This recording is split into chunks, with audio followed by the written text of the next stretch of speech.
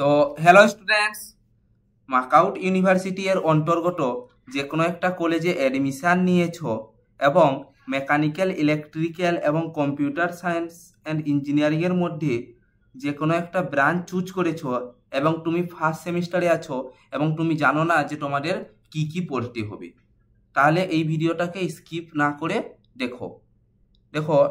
এইখানে অ্যানালিসিস করা আছে।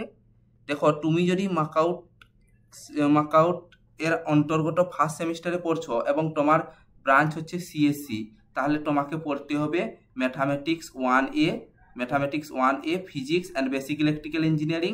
এবং তুমি যদি মেকানিক্যাল ব্রাঞ্চ নিয়েছো তাহলে পড়তে হবে mathematics 1B physics and basic electrical engineering. এবং তুমি যদি ইলেকট্রিক্যাল নিয়েছো তাহলে ম্যাথামেটিক্স, কেমিস্ট্রি এবং বেসিক ইলেকট্রিক্যাল ইঞ্জিনিয়ারিং পড়তে হবে। আশা করি ভিডিওটা ভালো লেগেছে, চ্যানেলটাকে সাবস্ক্রাইব করো।